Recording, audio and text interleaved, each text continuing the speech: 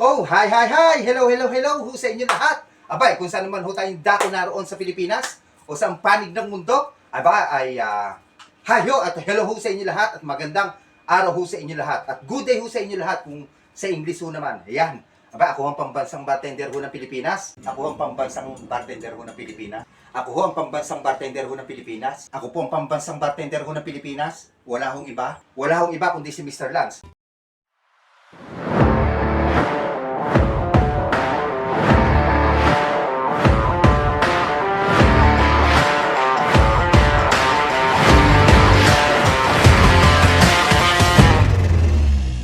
Before I proceed to our main topic, English ho yan, Yan, paminsan-minsan ho lang yan.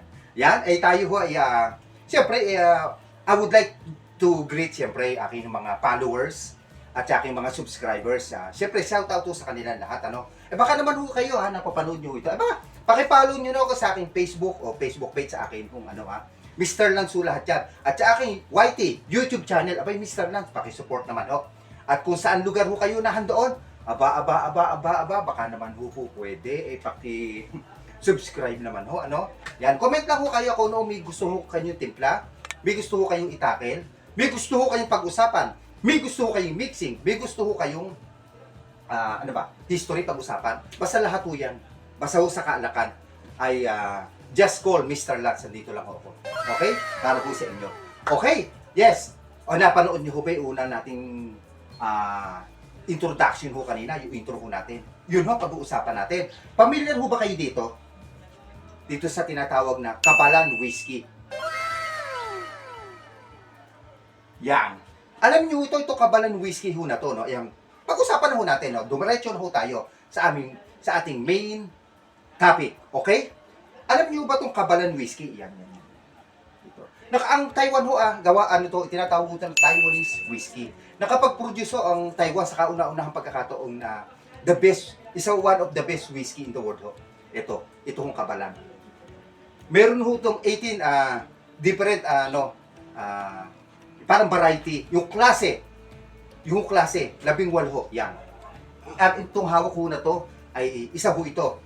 Medyo mahal ho ito, Ito ho nagre-range ho ng almost 5,000 pesos sa pera ho natin. Itong Kabalan Whiskey. Ganun ho siya kamahal. Okay? Ito ho ang kwento ho ng Kabalan na para ho sa inyong kaalaman. Ito hong Kabalan, okay, ito yung tinatawag na single malt whiskey o Taiwanese whiskey. Okay? Siyempre sa Taiwan ho ito nagmula, di ba? Alam niyo ba kung saan gawa ito? Sa mountain in Yilan ho, sa Taiwan. Yilan sa bundok ho ng mountain ng Yilan sa Taiwan. Doon ho nag-start to, doon ho ang lugar ho kung saan ginagawa, Alam niyo ba kung anong taon distillery ho to nag-start? Noong 2005. Recently lang. At alam niyo yun, nag-produce ng spirit sila. Yung spirit, yung nag-start na ho, magkaroon ng spirit yung kanilang whiskey o yung produce ho nila. Noong 2006, after 1 year ho. Ayan. At alam niyo ho ba kung kailan naman sila nagbote o nag-bottling? Alam niyo kung kailan? First bottling ho nila, alam nyo, noong December 2008. Okay? Alam nyo, ito tinatawag ho, itong whiskey ho na to, gawa ho to sa malted barley. Alam po natin na ang Taiwan, ay wala po sila ganong experience or kakayahan sa pagdating ho gawa ng kanilang mga whiskey, Alam ho natin yan. Kasi ang mga dalubhasa sa paggawa ng whiskey, alam niyo na yung mga gawi hong Scotland, yan ho, yung mga sa Ireland do, marami hong gawaan diyan. Sa Amerika, marami hong gawaan diyan. Pero alam niyo ho, ginawa ho ng Taiwan kung paano sila pinroduce itong Kabalan na whiskey. Alam niyo ho, Alam niyo yung mga distillers ho nila. Distillers, yung sa pag-distill, yung mga manpower. Alam niyo kung saan ho nila kinuhang bansa? Sa Scotland pa ho. Kasi alam naman natin sa Scotland, sa United Kingdom, handyan po ang mga dalubhasa sa paggawa ho ng mga whiskey. Diyan ho sila expert. Kasi ho sa gawing Scotland, sa United Kingdom, there are 134 distilleries. Kaya expert ho sila. At matatagal na ho silang gumagawa ng whiskey. Kaya ang ginawa ho ng Taiwan, doon ho sila kumuha ng mga distillers. Yung mga tauhan ho nila sa bansang Scotland. Pero siyempre, Alam nyo, ang paggawa ho ng whiskey, ano ho yan, may mga pot na ginagamit. Alam nyo ho. Pati ho yung mga pot nila, alam nyo kung saan ho nila kinuha o binili? Sa bansa ho pang Germany. Doon pa ho nang galing. Sabihin nyo, pwede naman ho sila gumawa ng sarili ng pot. Pero yung mga pot ho talaga, na ugma sa paggawa ho ng whiskey, nanggagaling pa ho ng Germany at doon po sila kumuha o doon sila bumili.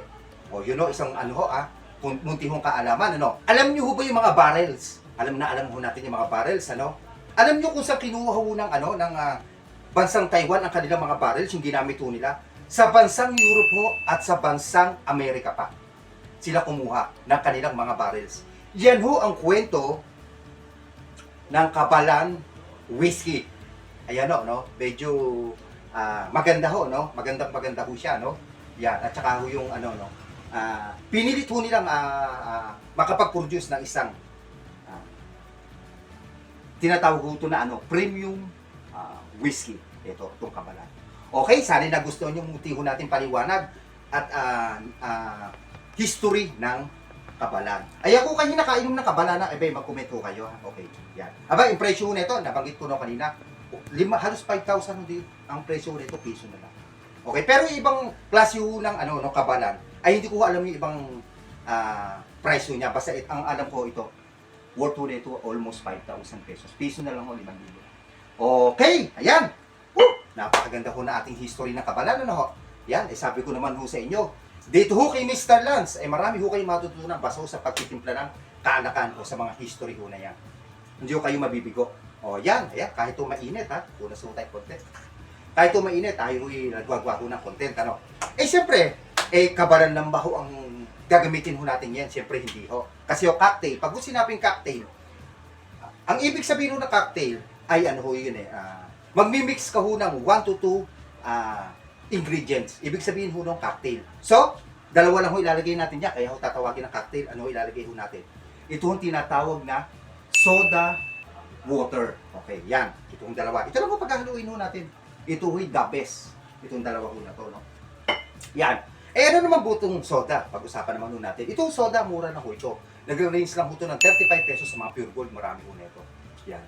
Punta ho kayo sa wine section o sa mga waters section ho nila. Okay? Alam niyo ba itong soda water no?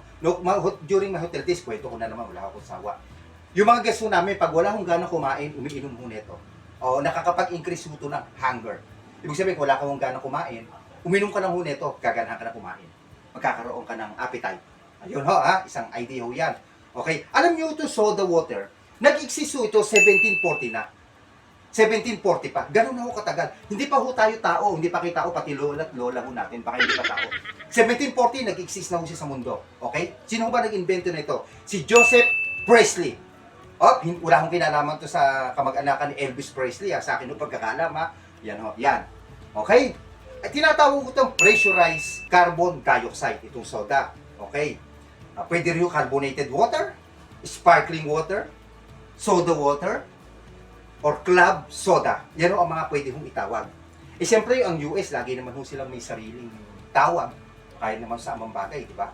Sa US, tinatawag ito na seltzer water. Tandaan nyo, sa US, ang tawag dito ay seltzer water. Yan ito ang soda water. Napakaganda ho ng ating mga hinahalo, or ating imimix ngayong araw na to, Tinatawag ko na whiskey and soda ho. Yan. Di ba alam nyo sa ito aking mga binablog, gusto ko kasi yung napapanood nyo. Gusto ko yung simplest, lang ho, na mixing lang ho. Ayoko ho kayo pahirapan. Yung bang madaling makita ho ang mga ingredients. Pero syempre ho, yung iba ho mahihirap, kailangan ko rin hong ipakita ho sa inyo. Para naman ho, hindi ho tayo nakapokus lang sa mga simpleng mixing. Pati ho, kasi si Mr. Lanzo, ang tinatarget ko rito, makita nyo ho yung mga mixing sa buong mundo ho. Lalo yung mahihilig ko uminom dyan, o yung mahihilig ko sa mga mixing, sa cocktail o sa kalakan. Kahit naman hindi ko kayo uminom, maganda may kaalaman ho tayo sa ganito. Pupunta na ho tayo sa ating mixing, sa ating mixing part, sa ating, siyempre, pinaka-last part ho natin, yung mixing, Ano ba gagamitin ho natin baso dyan? Mga baso naman to, lagi naman ko na sinasabi, matataas na baso. Ayan, lagyan mo natin ang ice, siyempre, full of ice. Ayan. Ayan ho siya. Okay, Collins glass ho tawag dyan. Ayan. Ayan. Kunin na ho natin ating Kabalan. Ilan ho lalagay natin? Siyempre, gawin na ho natin 2 jiggers.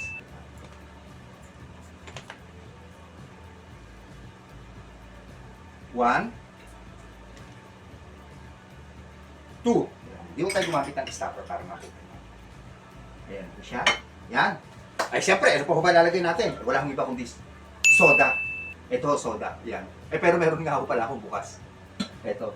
Ito na lang akong bukas. Nagbukas pala ako kanina, kalimutan ko. Ayan. Okay. Yan. Mix lang po natin. Ito na po kanyang itsura. Yan. Tingnan nyo kaganda. Itsura pa lang po. Ganda na. Yan. Ang bango. Yan. Yan. Napakaganda ho natin ginawa. Siyempre, lalagyan lang ho natin yan ng garnish.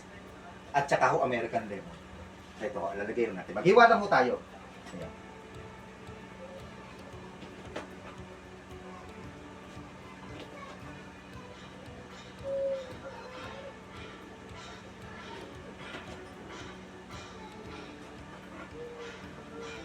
Yan, naghiwa lang ho ko ng half moon.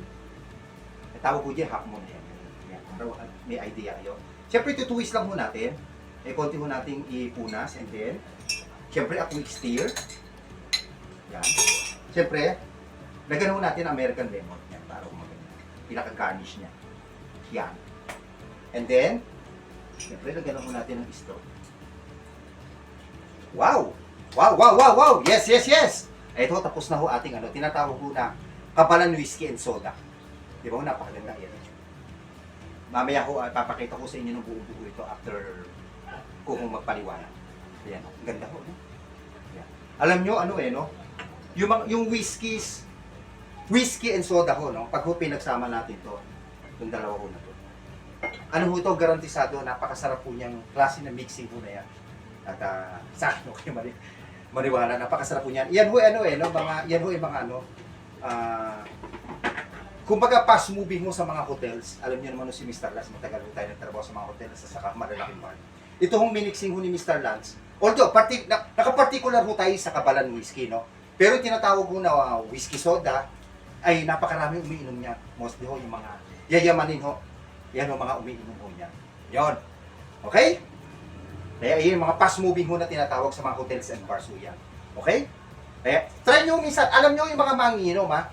Yan, mga manginom. Tayo, paminsan-minsan, uminom ho tayo ng ganito. Paminsan-minsan, bigyan naman ho natin ng kakaibang inumin ang ating hong sarili.